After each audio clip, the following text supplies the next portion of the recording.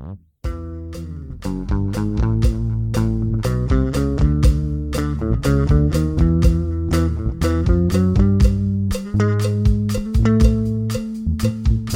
it's John at C Nation, and you are tuned into the Kush Journals. Join me and my occasional guests each weekday as we discuss all things cannabis in the great state of Utah.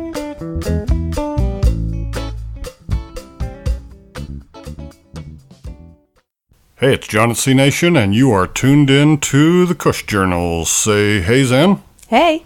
Say hey, Jules. Hi, everyone. What's with all that normalcy? I don't know. I got to come up with 25 or something. Well, it's okay to repeat. I mean, some of these things we're doing today are a repeat as well of themselves, so it's okay. I guess if one sounds like a repeat of the other, just use the same sound effect. Will do. So it's High Times Friday, but we got a special, and this is our 4th of July edition, even though the 4th of July is on Wednesday. But this is all about freedom. Freedom to think what you want about cannabis, freedom to say what you want about cannabis, freedom to use it. So we're going to do High Times Friday on our nation's Independence Day, Woo! July the 4th, to celebrate all of that. And this is another article from Callie Barons. We must like her because she also wrote the 6 most ridiculous ways people have tried to pass a drug test. Yeah. And we loved that article. We had a blast with it. It was fun.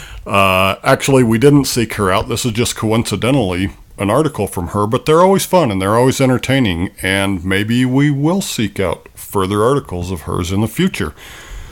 Anyway, you guys know the drill. On High Times Friday, we pick something awesome from hightimes.com. We give all credit to them and their writers for the content. We read each of the list items, but we don't read what was written about them. We have our own opinions about these list items, and this one will be no different. Today's topic is 25 inspirational quotes about weed. And as you see as we go along, you will see these are all about personal freedoms. Yes. Roughly to choose to use. What we're doing. And the freedom of speech to talk about absolutely, it. No question about it. There are places in the world where you can't do that. So, without further stalling for time, here we go. From Louisa May Alcott to Hunter S. Thompson, over the years many have waxed lyrically about the herb. Looking for a place to turn for some infinite wisdom? Maybe some words that touch on the holiest of subject, the green goddess ganja. Look no further. This list of quotations might serve as brilliant and motivational as the poster on the wall of the high school biology classroom that showed a long empty road with the word determination written under it. Or maybe it will be funny weed quotes. Either way, here are 25 inspirational quotes about weed to lift you even higher. Let's do this. Let's do. Here is number 1. Da, da, da, da. That's our good number 1. Yeah. We like that one. It's a solid introduction of what's to come. Of course I know how to roll a joint. Who said that? Martha Stewart. Martha Stewart. I don't know why I'm pleased that hers is the first quote out of the gate, right. But I am. I mean, I don't necessarily associate her with weed, but I don't not either. I mean, she's been pretty... Well, that broadens the, scope of who smokes. Well, I would probably have to say Snoop Dogg probably showed her how to roll a joint. Maybe. But then again, she probably showed him. She's got a few years. Maybe they compared notes or something on it. She's pretty old school, and Snoop's younger than her, but he's pretty old school too. It comes as no surprise that she knows how to roll a joint. Way to go. I want to hang out with her. She can show me some techniques. Yeah, no question about it. None of us sitting here are particularly good at it. We know how to use a machine, but that ain't the same. Yeah. In a pinch, I can make one that looks like a snake that ate a bunny. But oh, not me. A snake that ate a bunny. and half of it falls out the end because I forgot to twist it up. But, whatever. Let's move on to number 2. Ba-ba-da-ba. Now, this is a great one. for a million different reasons. Make the most you can of the Indian hemp seed and sow it everywhere. George Washington. Absolutely. Back in the day, now that's way back in the day, hemp was the number one cash product in America, and it was super useful. Because it's so versatile. Well, that's exactly correct, and it's easy on the soil. It amends itself. You don't have to use a lot of additives after a few crop seasons, and versatility was the name of the game. If they were going to plant something back then, it had to serve a full purpose or it was a waste of time. Now, granted, food was their primary crops being planted, but this was so useful in terms of nutrition, but also just utility. Ropes, building materials, paper. What was the first draft of the Declaration of Independence written on? Hemp. Hemp paper. Wow. Even if that kind of got made up over the years, and I don't think it did. I don't know that the original finished final product was hemp paper, though it could have been. But Thomas Jefferson's first drafts of that were on hemp paper, which wasn't unusual. They grew hemp to make paper. To make clothing. And all sorts of things. So he was right, and up until all this zaniness happened in the late 1930s around cannabis and really racism, it was grown everywhere and used by everyone. Who cares if they also smoked it? I don't. Yeah, I don't either. People enjoy drinks. People enjoy all sorts of things in their leisure time. Why not cannabis? So I'm going to go on the firm belief that George Washington and all of his cronies used cannabis to the fullest. Well, because they knew the benefits of it, probably. Absolutely. It was so easy. It was such a useful fibrous material that there was no way they could not use it. Exactly. So let's move on to number 3. Number 3, Jules. Ba-ba-da-ba-ba. Well, that's pretty good. And Kurt Vonnegut Jr. would have loved that. Alcohol and marijuana, if used in moderation, plus loud, usually low-class music, make stress and boredom infinitely more bearable. Yes, it does. And that was Kurt Vonnegut Jr., who I will admit right now is one of my favorite authors of all time. He's a totally zany person. He's a great writer. And there's nothing of his I haven't read that didn't make me stop and think about things. Absolutely everything I know about Kurt Vonnegut and his life, this is a total Kurt Vonnegut quote. And he's 100% correct. It's funny, his use of low-class music. Yeah. I'm going to say he was probably talking to a crowd at that time, maybe in the late 50s, early 60s, who knows, or at least addressing them. I don't know when he made that quote. He's 100% correct. A lot of people use cannabis to kind of stave off boredom. And stress. Yeah, And all everything of like that that. stuff. Definitely. Because what happens when your brain goes under the influence of THC and all of its buddies? You start to self-entertain. You can get introspective, you can get creative, you can get thoughtful, you can get all sorts of things, including just laughing hysterically, which I assure you Kurt Vonnegut Jr. loved to laugh. It is a great way to deal with stress and deal with boredom and about a million other things. So, Kurt Vonnegut Jr., thank you very much for that quote on the world of cannabis. Let's move on to number 4. Number 4. See, that was pretty good. Now, this is a quote by Norman Mailer. He had a knack with using fancy words. And a lot of them. And a lot of them. Yes. He was prolific like me. I never shut up, and he never shut up either. So this is a little bit of a long-winded quote, but it's awesome. One's condition on marijuana is always existential. One can feel the importance of each moment and how it is changing one. One feels one's being. One becomes aware of the enormous apparatus of nothingness, the hum of a hi-fi set, the emptiness of a pointless interruption. One becomes aware of the war between each of us, how the nothingness in each of us seeks to attack the being of others, how our being in turn attacked by the nothingness in others. That's a whole lot of $5 words and thoughts, and Mailer was probably under the influence of cannabis when he had to have that. been, because that's a very apt description. But the bottom line is this. Personalize that experience. That's what it's all about, is to actually experience that. The effects of cannabis. What it means to me doesn't mean the same to Jules and doesn't mean the same to Zen, though they might be similar. We each have our own experience. We do, and I think that's what Mailer was really pointing out. Use it and experience it, good, bad, or indifferent. That's the point. It's mind expanding. It makes us feel and think certain ways. It makes us observe things in certain ways that we may not, or even don't, for a fact, observe when we're not under the influence of cannabis.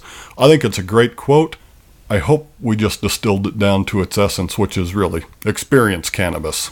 And not just smoke it, but really experience it. For yourself. Exactly. Because each one is different. Personal use of cannabis.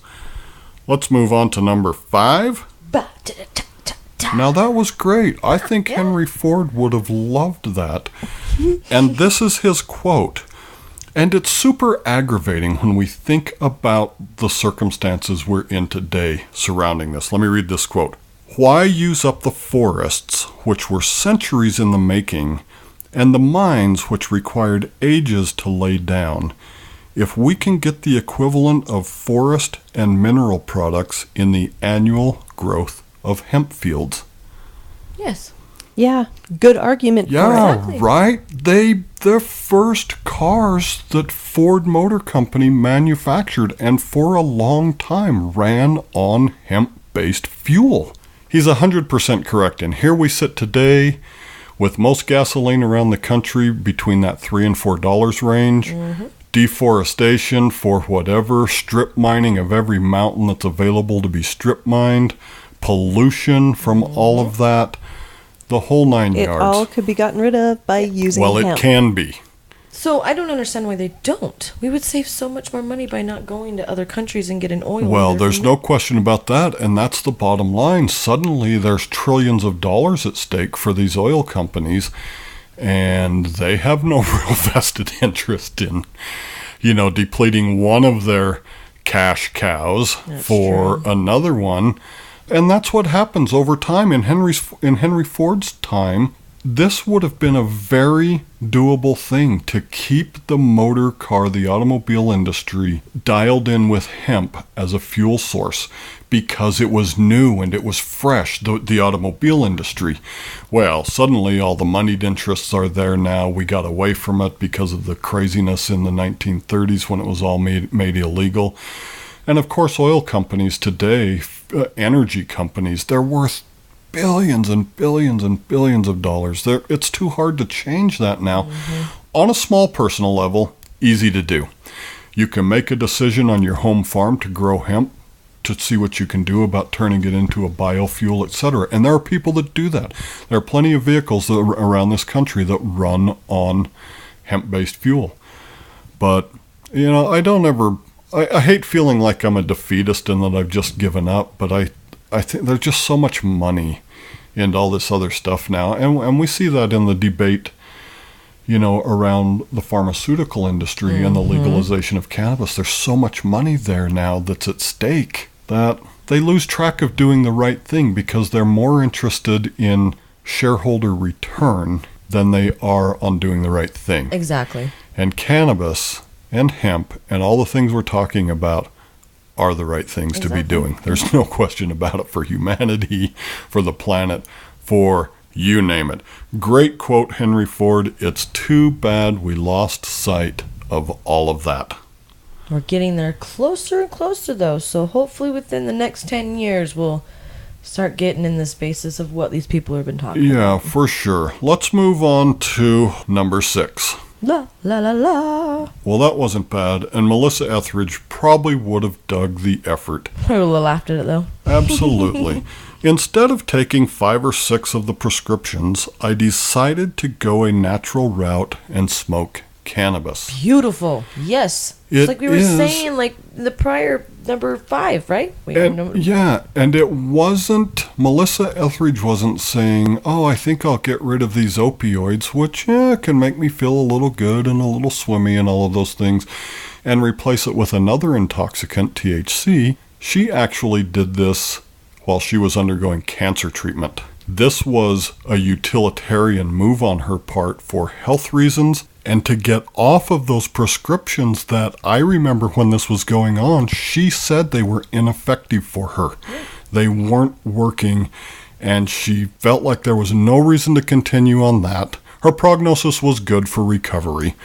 So moving into cannabis as medicine for her was A, a great personal choice, and B, she's still around and healthy, and it's a testament to those types of things. So Definitely. She wasn't changing one intoxicant for another. She was really looking at the health of her body. And I love that she came out in the public and she actually told no the public question exactly why she did it, because it shows other people in the world like, oh wow, she can do it, I can do it, and save my life. And it wasn't as easy and popular to do that then as it is today. I agree. It was 100% effective. It got a lot of people looking at cannabis as cancer medicine. I think it's a great quote because she said, I decided. Definitely. She decided for herself, I'm going to do this. There's no real downside for making that choice. Let's move on to number 7. Now that was good. Marijuana has killed far fewer people than swimming pools. It's the war against it that does all the violence. It does. Definitely. Makes me so angry. So that's a quote by Lawrence Reed, president of the Foundation for Economic Education. And that's the one thing that I find so inexplicable in this country. We seem to be the most dollar-focused nation on the planet. And they don't care if it kills you. I'm floored that the economic prospects of cannabis in every way, shape, and form hasn't just been embraced by roughly the greedy capitalist class the ones that in will this profit from country. It's starting to go that way, and it's just so funny. This is an economic education foundation that's talking about cannabis in the positive. There have been just countless economists and capitalists in this country who've said, hey, look, remember the late 90s and that whole .com boom? Yeah, this .cannabis boom. Yeah, it's happening. Might be the single largest economic engine we've seen in this country's history, and it's true. We already see billions in tax revenues generated. We see investors and entrepreneurs who have met or at least are meeting their goals and objectives for getting into this for-profit business, and it just blows me away that the hysteria, the reefer madness is what gets embraced. Largely, the people claiming these things have never read anything saying so either. Right. And they just heard somebody else say it. And they're largely the group that, on the other hand, talks about all the free market and all the capitalist opportunities and all of this, but they've let this propaganda of reefer madness cloud their economic judgment. We're finally breaking out of that, and more states are realizing, yes, these create jobs, they create tax revenue, they create investment, they create more materials. money in the, exactly, it create creation. That's what's coming of this, and it's helping a lot of people. There's more than 100,000 cannabis-related jobs around the country now.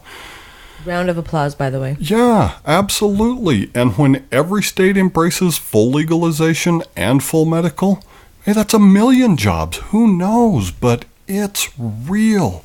And it's generating billions of dollars. Anyway, off my high horse, let's move on to number 8. Now that did sound a little bit like a trumpet. I tried. No, it's great. Louis Armstrong, again, just like Melissa Etheridge would have applauded the effort. He was such a great trumpeter. It really puzzles me to see marijuana connected with narcotics, dope, and all of that stuff. It is 1,000 times better than whiskey. It is an assistant and a friend. Yes. And that was Louis Armstrong, great trumpeter, cannabis user from way back in the day, and made no bones about it because he was pre-prohibition. He knew all that crowd and a lot of that. Those were people who, were largely being blamed for the problems of cannabis. The black jazz clubs and jazz musicians and all of that, they were as guilty, quote unquote, as the Mexicans who were growing it and working in this country, etc. It was a total racist, or racism-driven prohibition there. So I really like it. It is an assistant and a friend. What do you think about that? That is totally true. Yes, it is totally true. And I like that he also came out and spoke about cannabis back in the day when you shouldn't have spoke about it. It was so frowned upon. You shouldn't have spoke about it. Indeed. And love that he came out and spoke about it. Yeah, he and his crowd, they went from one extreme to the other as far as cannabis goes in this country.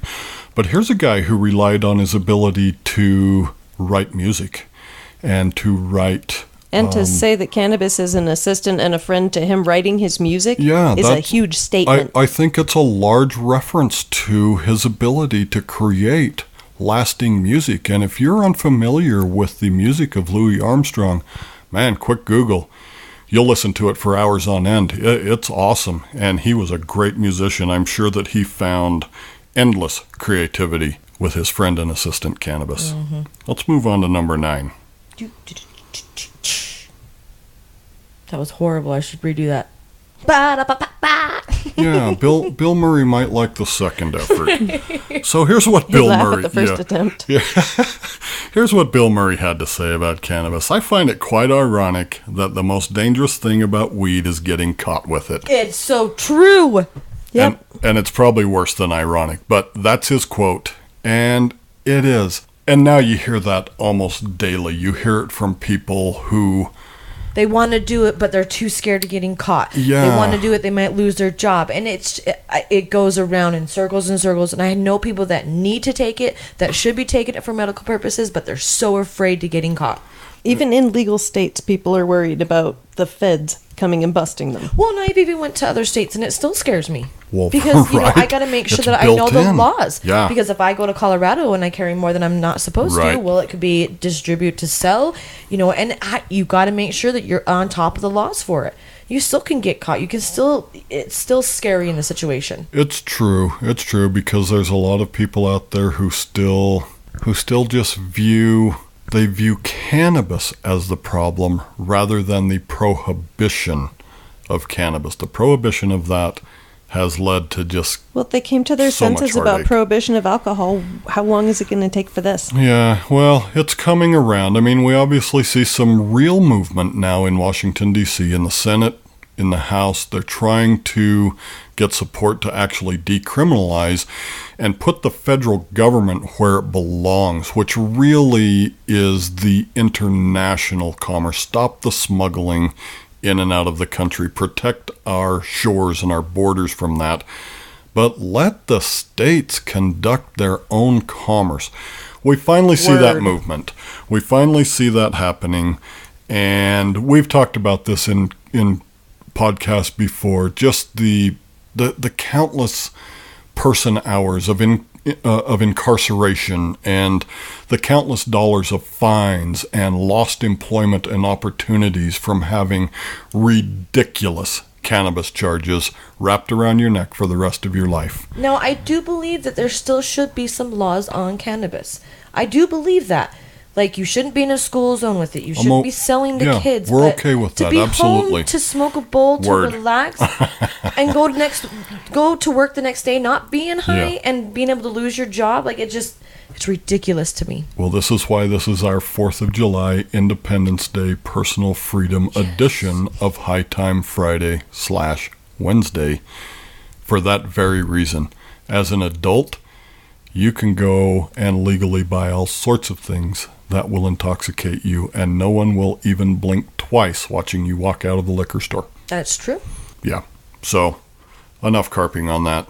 We're all on the same sheet of music. And, I want to say one more thing, actually, about this getting caught and how we see people hiding this and hiding out from it and saying, oh, I wish I could, but I can't because blah, blah, blah. You two host a private Facebook page called Miss X. Yep. And you've encountered that by the women who have joined your group. It started out not as a private group. And you got so much feedback. Yeah, people, members of the group were messaging Julie and me saying, well, what are we talking about in here, and can the public see it? So we had to change the privacy of the group to make the members comfortable to talk about cannabis in general. Well, they were so worried that their comments were being made public. Right. True. And then even telling them, no, it's a closed group, they were still like, I'm sorry, I don't want to join the group. I really would like to talk about it. And these people have messaged me individually and just had questions about CBD, has questions about THC, has questions about everything, but they won't be a part of the group because they are afraid that their bosses, their parents, their mother-in-law, father-in-law, kids will see their post or will see that they're in this group. Right. So we had to make it a secret group. Yeah, we've talked about this a little bit. It is just a shame. If there's any women out there that want to join the group, find us on Facebook. Just find us at C Nation on Facebook. We're easy to find.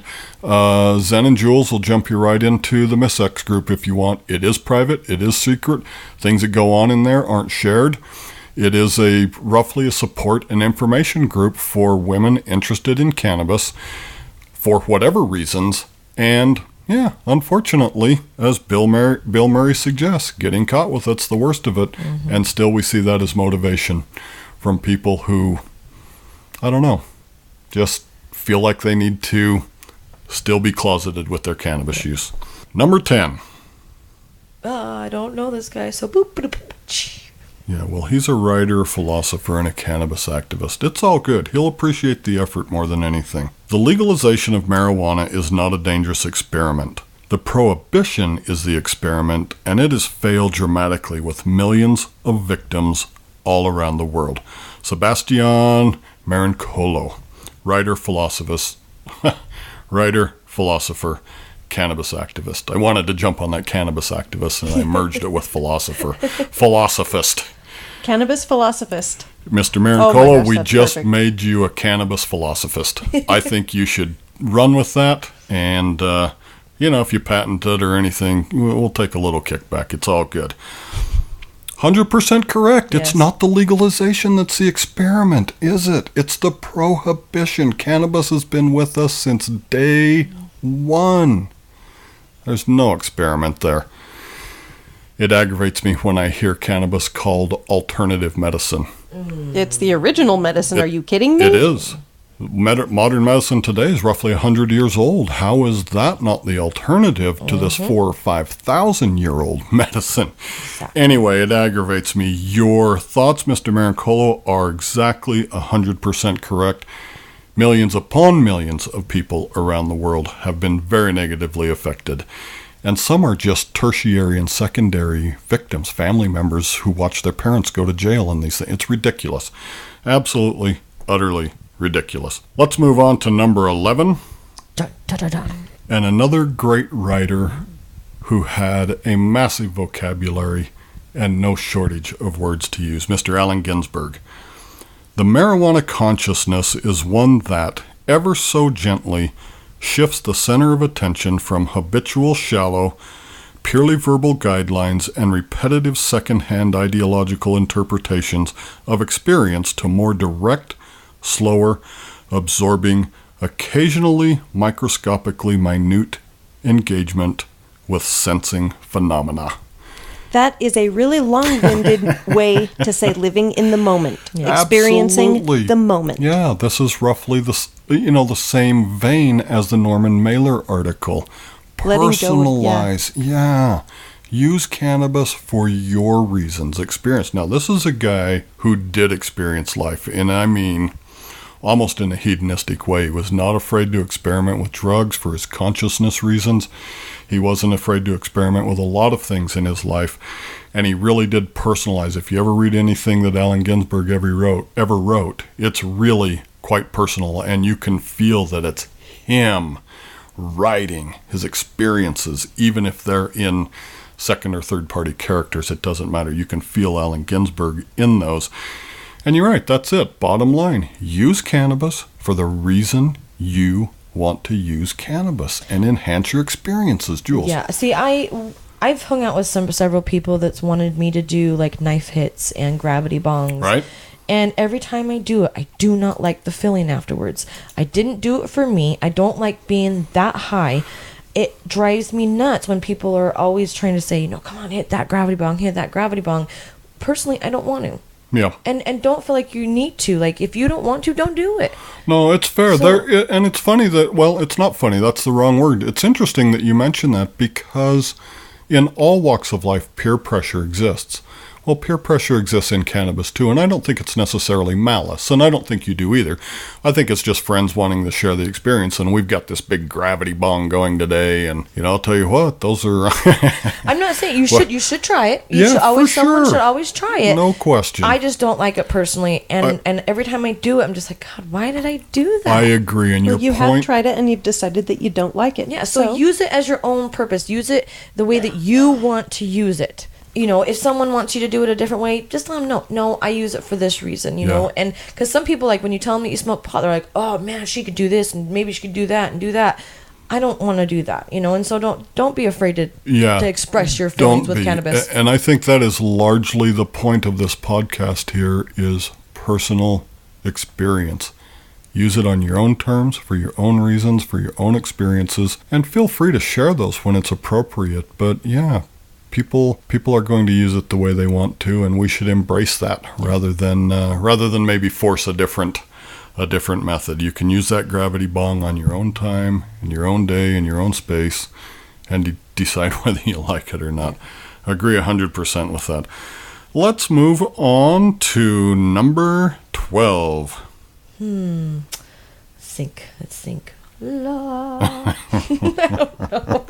It's a lot coming up with 25. Well, you got to think of 13 more. That right. But that may play right into what Louisa May Alcott had to say here. Of course, she's the author of Little Women and a bunch of other books. A heavenly dreaminess comes over one, in which they move as if on air. Everything is calm and lovely to them, no pain, no care, no fear of anything, and while it lasts, one feels like an angel half asleep. All right, she was very good with words. There's no question Definitely. about that is a very good description. Yeah, I mean, if you were going to describe your most recent cannabis experience, you might just point people to this quote. It's very good. Yes, it is. I took the words right out of my mouth. No pain, no and care, she did no it in fear. a pretty concise way. Yeah, no, that is just one of, it might actually be my favorite quote, although, of course, I know how to roll a joint. That's pretty spot on by Martha Stewart. But I love this Louisa May Alcott quote. I think it's poetic and lyrical, and she wrote that way, and she wasn't expressing anything in any fancier words than she normally chose to use. I think it's a beautiful sentiment, and again, it plays right into this personal freedom vein that we have going on this topic today. Let's move on to number 13. Now that's pretty good. Richard Neville, writer, former editor of Oz magazine. Is marijuana addictive?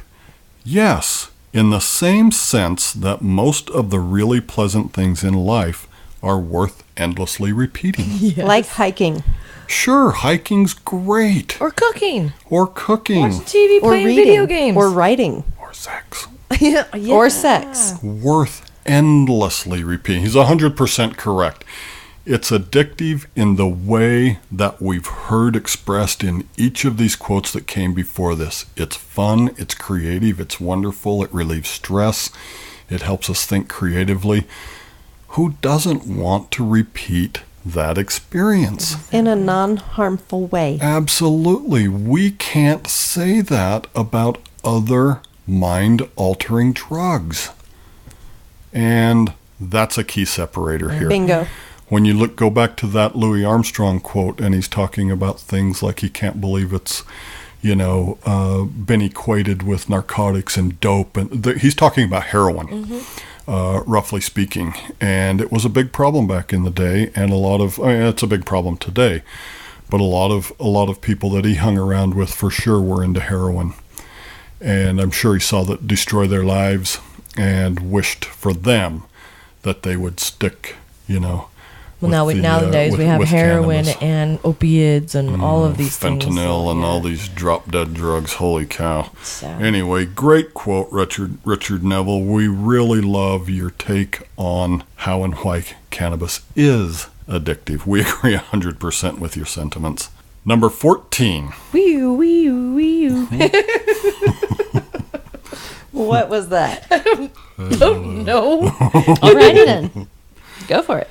Intoxication decontrols the mind and sets it free. The challenge lies in harnessing the power of the free mind. Tapan Ghosh, writer. See, that's where that it's free mind, man. Tell you what. That is a very good description of what it feels like. It decontrols the mind. It does. And we know through more scholarly studies about things like the endocannabinoid system, CB1 and CB2 receptors in our bodies, we know that by and large, we have our inhibitions controlled. They're suppressed most of the time, and it really prevents us from acting like a bunch of animals 24/7 because it won't fry your brain. Well, it won't, but we know that when some of these compounds from cannabis get into our system and start tickling these CB1 receptors, our inhibitions are relaxed a little bit. And that's exactly what he's talking about. We know for a fact this is a chemical reaction that happens in our bodies. And it suggests to me that, all right, most of the time we should probably operate in a state of mind that has our inhibition suppressed. For logical reasons, like it helps at us. your job. For sure. I mean, it helps us from screaming at our bosses and throwing monitors around and showing up at 10 when you're supposed to be there at 7 and leaving at 2 when you're not supposed to leave until 6. And, all of these things. But occasionally, we should let that, those inhibition suppressors out a little bit and enjoy a little bit of stresslessness. Enjoy a little bit of enhanced creativity and laughter and appetite and all of these things. They seem to me that because we have all of these compounds in the cannabis plant that match and mirror receptors in our bodies, that we're meant at least some of the time to be uninhibited like that. And you two know as well as I do, the uninhibited nature of cannabis is nowhere near the uninhibited nature of alcohol. Not at all the same. It's not the same, and as wild and crazy and as forgetful as you can get on alcohol and really maybe ultimately make some very poor decisions, I think that THC and its friends in cannabis tickle us just enough. You're still aware of yourself. No question, and it's rare that You're more aware of yourself. Well, probably so. And it's the rare event that you would actually find yourself doing something under the influence of cannabis that you might not normally do. Where under the influence of alcohol, holy cow, I mean, been there, done that. Black out, and not remember what you did. Well, and you're not making aware of yourself. poor decisions, Exactly. like driving when you're blind drunk. I mean, these types of things, and way worse. I mean, all sorts of things. That's one thing that I really like about cannabis. And even though as potent as it is and as much as you might ingest, it really caps. And Zen, I like your thoughts about that. It does make you more aware, which means you're more likely to actually make really solid decisions, particularly if you're a really solid decision maker by nature. So this is a great quote, and I really like his thoughts about challenging and harnessing the power of the free mind. That is the whole shooting match when it comes to cannabis here. Let's move on to number 15. This is one of the great quotes, too. Terence McKenna is just a wild man. If the words life, liberty, and the pursuit of happiness don't include the right to experiment with your own consciousness, then the Declaration of Independence isn't worth the hemp it was written on. Just like we talked about earlier. Amazing. Yeah, rock solid. His point is valid. Do we have the right to pursue our lives as we see fit, our liberty as we see fit, and the pursuit of happiness? Of course we do. Some will suggest we don't because we have a zillion laws in this country that seem to want to restrict all of that. And it's crazy, I like the but wording of course he we uses. do. I like the wording he uses. Include the right to experiment with your own consciousness. Absolutely. That's a self thing. That's not involving anyone else. That's yourself. Exactly. And we don't have the freedom to experiment on ourself. Yeah, and where we, the phrase life, liberty, and the pursuit of happiness automatically includes the caution unless it encroaches on the rights of others. You are free to be yourself. But that doesn't mean you're free to commit crimes and to harm others and do these things. That's where your pursuit of these things ends. And if we'd embrace that more of a society, we might really understand that, we might then become a nation of 320 million individuals, but 320 million individuals who see eye to eye with each other on these pursuits of happiness because we know where it ends.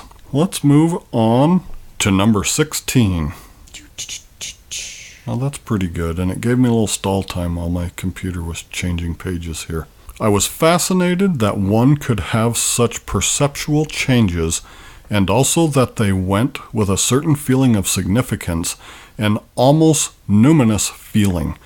I'm strongly atheist by disposition, but nonetheless, when this happened, I couldn't help thinking, that must be what the hand of God is like. That's a quote by Oliver Sacks, physician, author, and professor of neurology. We've heard similar from countless medical professionals, particularly neurologists, who have been able to observe the effects of cannabis, like under MRI and these types of brain wave type. And for them to see them working in such a way that amazes them. Well, and his quote, in case you missed it, is one of absolute first-hand experience.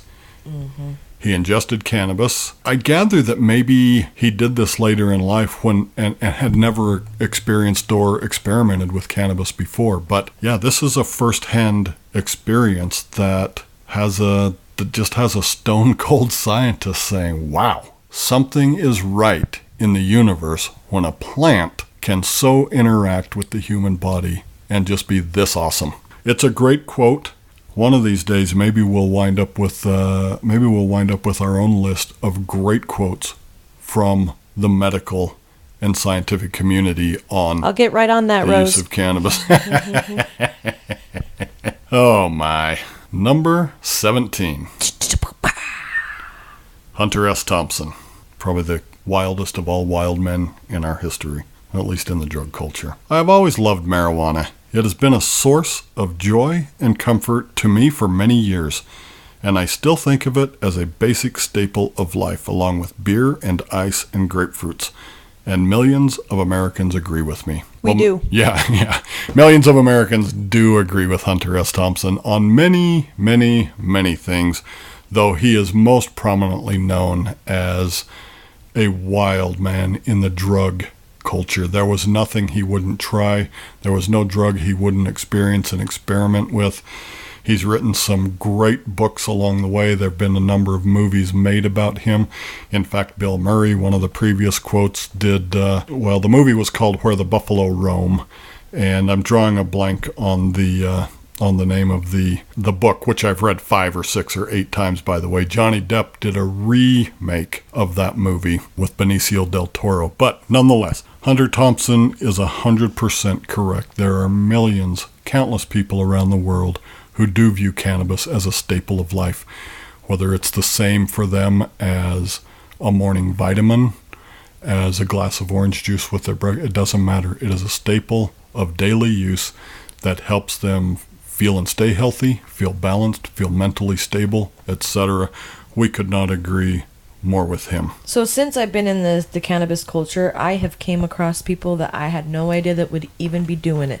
They don't look like they do it. I've seen people walking in dispensaries, to really older people, to younger people, to it doesn't matter. Like, there's so much people out there that blows my mind. Like, even my neighbors, if I would run into a neighbor and find out, like, wow, like, just so many people do it. It's insane how many people just keep it hidden. Well, and we've gone to enough of these conferences. You see these people that are keynote speakers and whatnot in their three-piece suits and their educational letters after their names. And, these are cannabis users. These are people that know the efficacy of cannabis.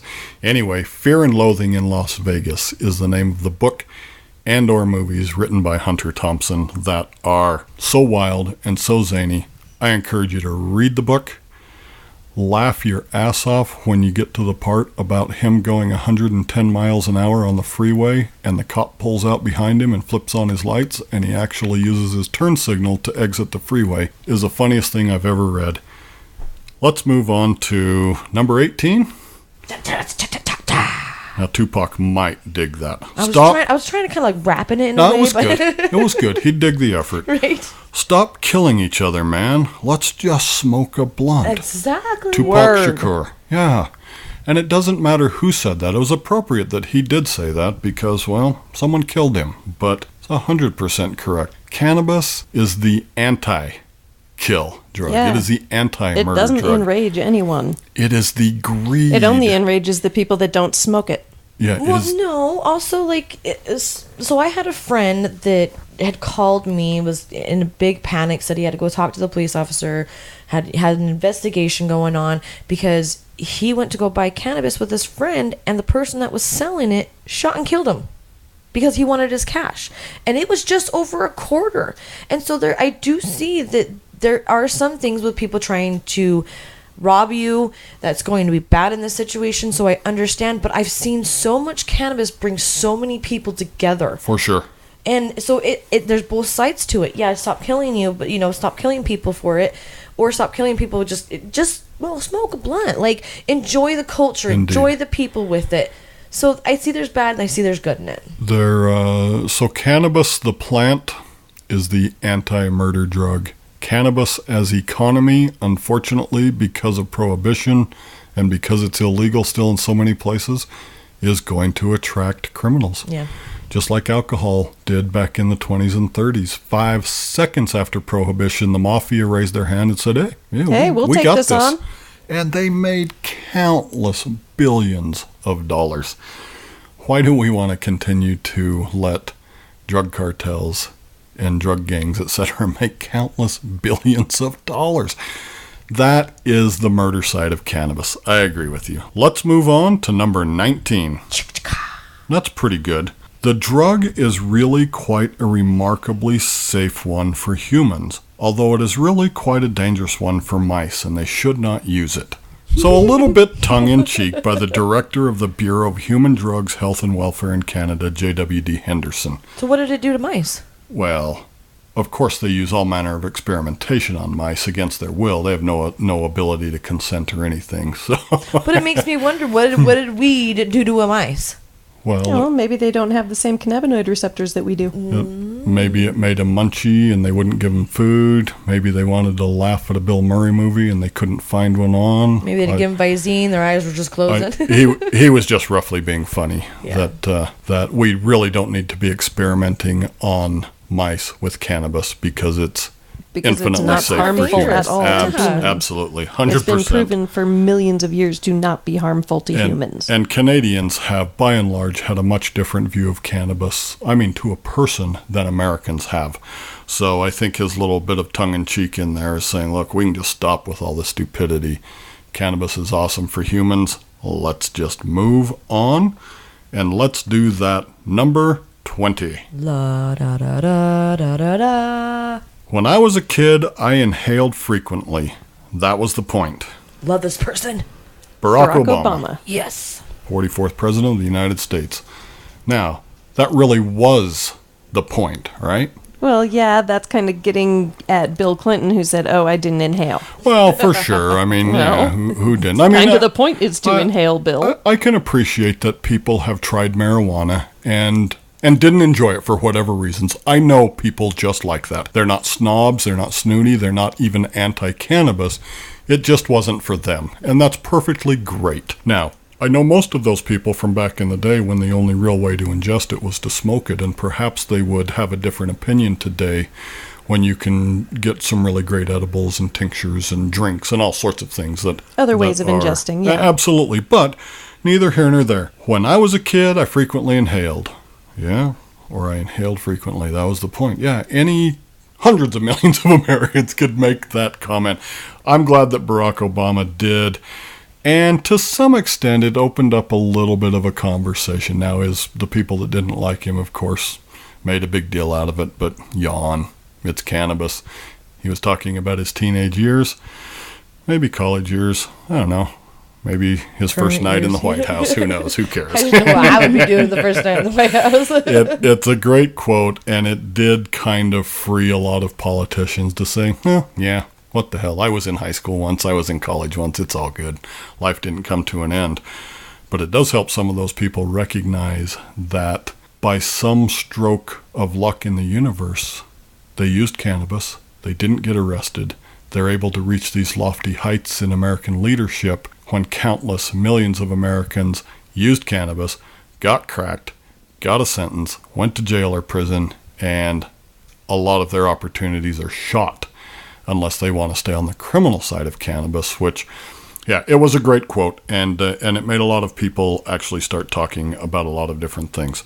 Let's move on to number 21. That was pretty South Parky. This is our first fictional character. But, I should have said, who killed Kenny? Yeah, right.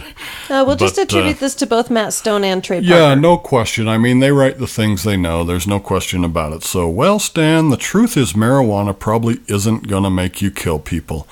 And it most likely isn't going to fund terrorism. But, well, son, pot makes you feel fine with being bored, and it's when you're bored that you should be learning some new skill or discovering some new science or being creative. If you smoke pot, you may grow up to find out that you aren't good at anything. And that's the most negative thing he could think of for pot. Yeah, I suppose so. The point is, it read like it was supposed to be a lecture, but it turned out to not be one because there aren't any negative points. Right, and it's deeply personally introspective. I mean, that was largely the point. Enjoy cannabis, figure some things out on your own in your own brain. Life will probably be okay for you. Well, they made South Park. They probably were high when they were making South Park. I don't know, what, 20 seasons? I don't know. It's creative. It's been hugely successful, exactly. And if those guys aren't using cannabis, wow, have I missed the mark. Let's move on to number 22. Andy Warhol. I think pot should be legal. I don't smoke it, but I like the smell of it. Me? Well, I like the smell. I like it. Fair enough. I love the smell of it. I'm a little surprised that Andy Warhol wasn't a cannabis user. He just grew up in that culture. He wasn't a big drug user of any sort. I don't really know what to make of that. But just like what we were just talking about just a minute ago. You know, just people that are not for it, but they're not against it. They don't do it. Just like this guy. He's for it, but he's not, he's not against it. And back to our topic of personal freedom. That's roughly it. As long as you're not treading on me and mine, I don't care what you do with your personal time. I don't. So don't beat kids, don't beat your spouse, don't rob banks, don't do crap like that. Yeah, smoke a blunt. Yeah, be a good human being. You won't feel like doing any of those things. Smoke a blunt. I hope we are on number 23. Yes. Jordan Kent's novelist had this to say. She's not a pothead. That thing on her neck is a vase. And anyway, I'm all for legalization. After all, why should surrealism be illegal? Now, for starters, I don't know who the hell he's even talking about. But I'm guessing a chick with a bong on her neck? Maybe so. Why should surrealism be illegal? I'm guessing it was artwork that was resembling a bong. Yeah, who knows? But he makes a good point of probably the greatest thing you can look at when you're high on cannabis is Salvador Dali's melting clocks artwork. That was exactly what I was thinking of. That's pretty surrealistic to me. So why should it be illegal? It shouldn't be. Surrealism lives in your mind, and the ways in which you might choose to express that. Let's move on to number 24. Yeah! Now that's a Joe Rogan sound Definitely. effect. Absolutely. People say you can abuse marijuana. Well, shit, you can abuse cheeseburgers too, you know? You don't go around closing Burger Kings because you can abuse something. Oh my gosh, I love it. It's largely been the age-old argument here is, look, obviously alcohol exists. There's abuses there. Marriage exists. There's abuses there. Raising children. I mean, it's endless. We strive as a species to overcome those shortcomings in our human nature. And violence is a large part of it. We're not that far removed as a species from, being roughly violent as a means of survival. And it's still deep down in our DNA. It's still there. A lot of us overcome those urges and beat them back. But his point's valid. We don't prohibit things just because of the potential of abuse exists. Because, again, food. Hello? Yeah. How are you going to illegalize food? You ain't. Lisa Simpson one time said to, maybe it was Sideshow Bob, why do you want to kill my dad when cheeseburgers are doing it for you? Yes, I love that. Yeah, bottom line, Joe Rogan, we agree 100%. We don't prohibit things just because the potential for abuse exists. Let's move on to the last one, number 25. He might like that, or might have. When you smoke the herb, it reveals you to yourself. Bob Marley. Yeah, that was very much a Bob Marley quote. He was a fan of cannabis. He sang about it, he wrote about it, he talked about it, he was it. He wasn't afraid. He was not afraid. He wasn't. And, you get a little bit of that prominent stature, and it helps you be less afraid about some things. I mean, obviously, Willie Nelson has never been too afraid of rolling around the country with half a pound of reefer, crossing international borders, these types of things. Celebrity can help those things, but Bob Marley was not a poser. He absolutely was about the reefer, and he's 100% correct when he says it reveals you to yourself. Take the time to enjoy cannabis on your own, in some peace and quiet. Lay down on your bed or in your comfy chair or whatever, and just think about things. Enjoy the experience. We've heard that from roughly every quote here. Personalize it. Make it your experience, because that's something no one can ever take away from you or say that it's wrong or say that, no, you don't deserve to feel. It's nothing. It is a personal experience, and everybody else can just F right off if they want to, debase that personal experience. There you have it, the 25 inspirational quotes about weed. They were all great. We don't know necessarily all of these people that quoted here, but their quotes are valid. They're spot on. Even if they're a little wordy and use a lot of fancy words, you can parse through that and understand what they're saying. We want to thank High Times, of course, for this content. We acknowledge that it's yours and that we're borrowing it for our own purposes. And of course, Callie Barons, this is the second High Times we've done of your articles. Thank you very much. You're awesome. Thank you. We do. Write some more and we'll talk some more. For the Kush Journals, this is C Nation John. Say goodbye, Zen. See ya. Say goodbye, Jules. Goodbye, everyone. Awesome.